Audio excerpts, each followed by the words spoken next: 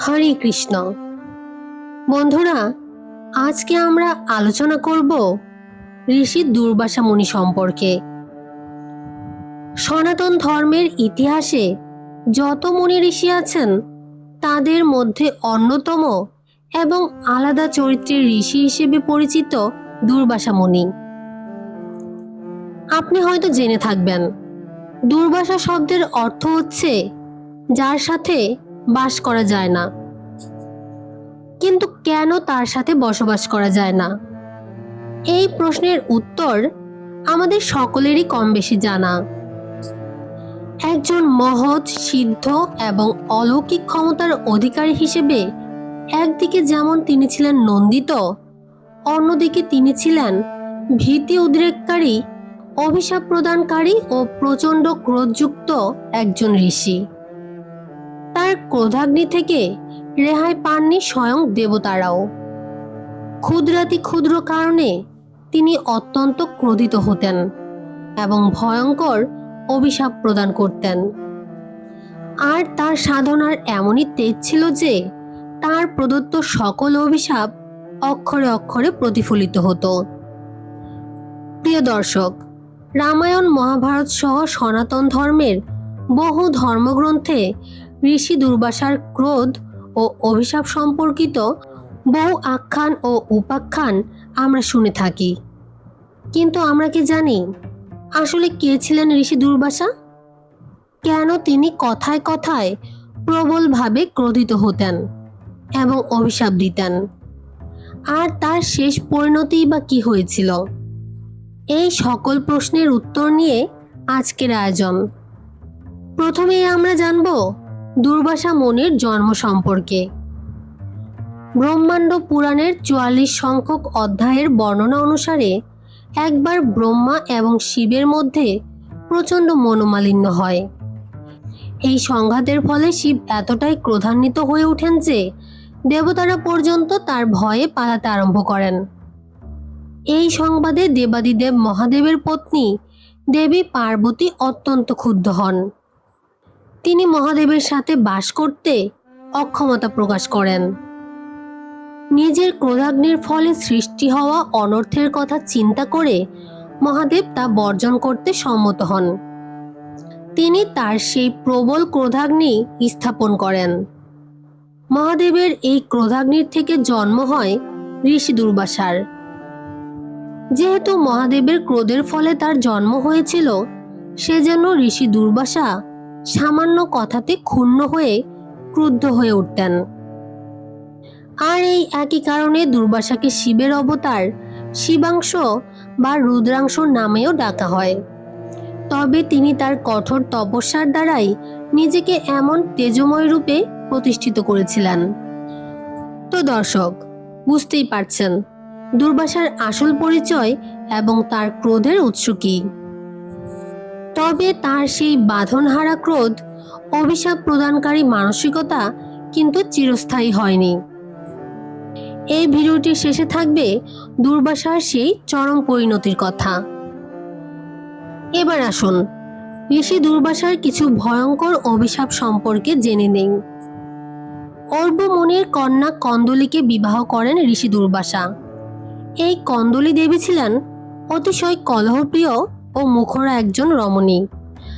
তাই বিবাহকালে অর্ব ঋষি তার কন্যার শত দোষ ক্ষমা করতে অনুরোধ করেন জামাতা দুর্বাসাকে। দুর্বাসাও তার স্ত্রীর শত অপরাধ ক্ষমা করবেন বলে কথা দেন।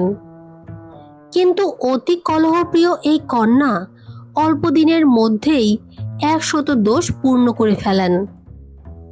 ফলে যা হওয়ার তাই হলো। ঋষি দুর্বাসা তাকে তার দোষের শাস্তি হিসেবে অভিশাপ দ্বারা বর্ষ করে দেন। এরপর ঋষি অর্ব কন্যার শোকে কাতর হয়ে দুর্বাসার দর্প হত হবে বলে অভিশাপ দেন। পাণ্ডবদের 12 বছরের বনবাসের সময় পাণ্ডবদের আশ্রম গৃহে দুর্বাসা তার শিষ্যদের নিয়ে হাজির হন। সে সময় পাণ্ডবদের আশ্রমে এতজনের অন্ন প্রদানের ব্যবস্থা ছিল না। এতে মহারিষি দুর্বাসা ক্রোধিত হন ও অভিশাপ দেওয়ার হুমকি দেন।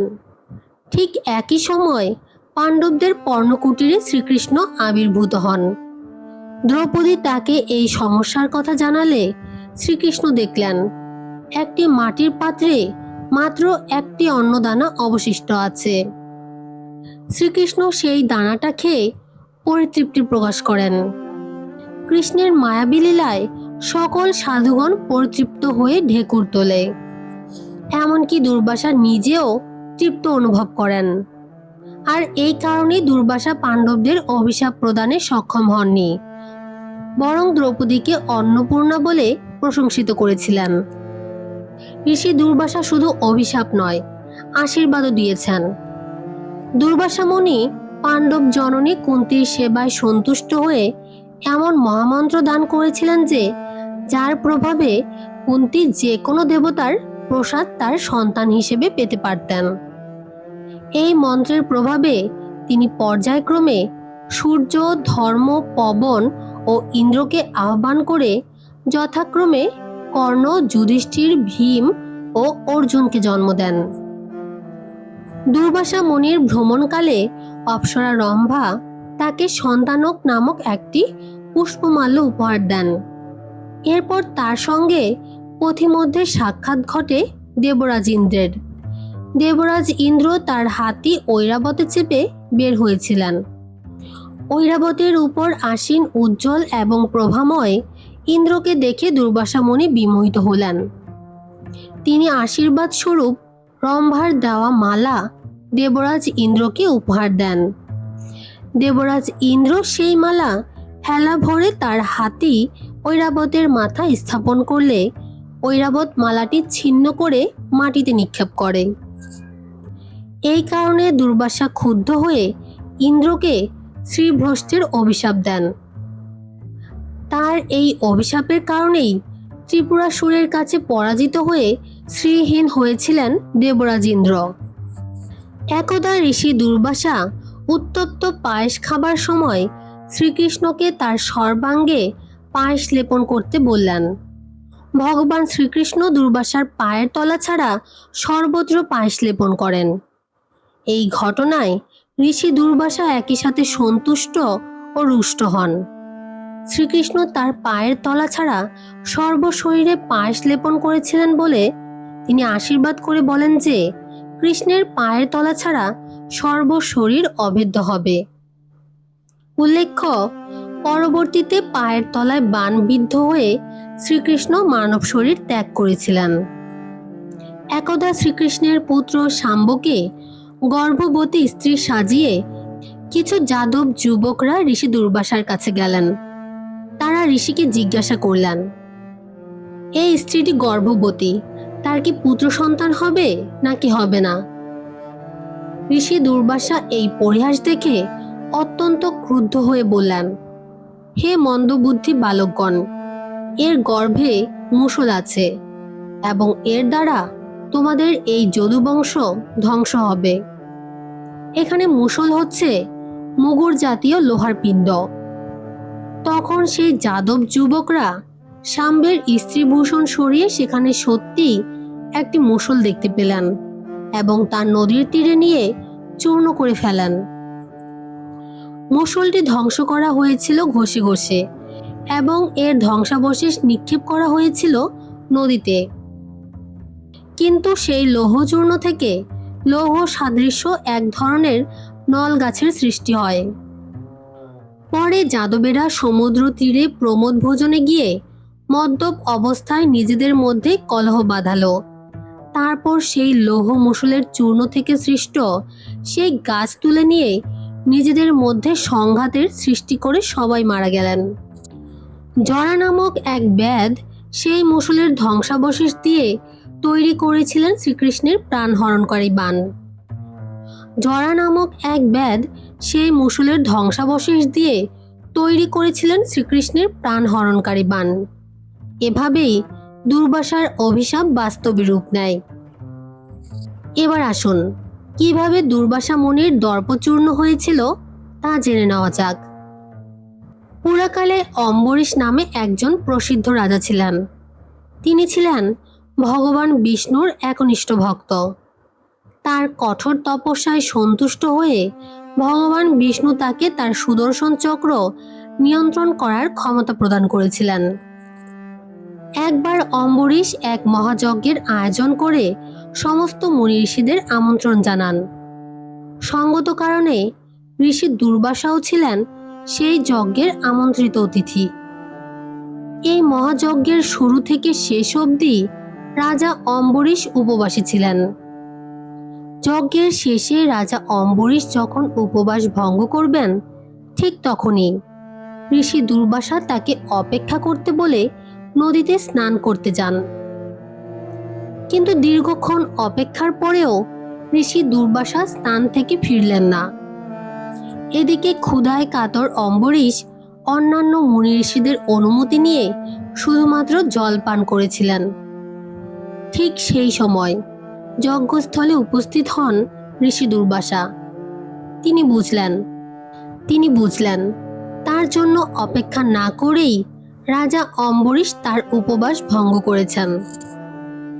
স্বভাবতই ক্রোধের অগ্নি প্রজ্বলিত হলো তার হৃদয়ে। তার সেই তেজ থেকে জন্ম নিল এক বিকট দর্শন রক্তপিপাসু রাক্ষসের। সেই রাক্ষস তেড়ে এলো রাজা অম্বরীশের দিকে। উপায়ান্তর না দেখে মহারাজ অম্বরীশ শ্রীহরিকে স্মরণ করে তার সুদর্শন চক্রকে আহ্বান করলেন। এক নিমিষে সুদর্শন চক্র সেই রাক্ষসকে ছিন্ন ভিন্ন করে ধাবিত হলো ঋষি দুর্বাসার দিকে। অবস্থা বেগতিক দেখে ঋষি দুর্বাসা পলায়ন করতে শুরু করলেন। কিন্তু তিনি যেখানেই যান, সুদর্শন চক্র তার পিছু পিছু সেখানেই গিয়ে তাকে হত্যা করতে উদ্যত হয়। কোনো উপায়ান্তর না দেখে দুর্বাসা একে একে দেবরাজ ইন্দ্র, প্রজাপতি ব্রহ্মা, দেবাদিদেব মহাদেব ও শ্রী বিষ্ণুর কাছে অনুরোধ করেন। কিন্তু তাদের সবাই সুদর্শন চক্রকে থামাতে পারবেন না বলে জানিয়ে দেন। তবে নারায়ণ তাকে পরামর্শ দেন অম্বরীশের কাছে ক্ষমা প্রার্থনা করতে। নারায়ণের পরামর্শ মতো ঋষি দুর্বাসা অম্বরীশের কাছে ক্ষমা প্রার্থনা করেন এবং ভবিষ্যতে তিনি তার ক্রোধ সংবরণ করে অভিশাপ দেওয়া থেকে বিরত থাকবেন বলে প্রতিজ্ঞা করেন। এরপর অম্বরীশ সুদর্শন চক্রকে শান্ত করেন। আর এভাবেই অর্ব ঋষির অভিশাপে দুর্বাসার গর্ব এবং দর্প খর্ব হয়েছিল। এই ছিল ঋষি দুর্বাসার কাহিনী। ভিডিওটি ভালো লাগলে চ্যানেলটি সাবস্ক্রাইব করে আমাদের পাশে থাকবেন। ধন্যবাদ।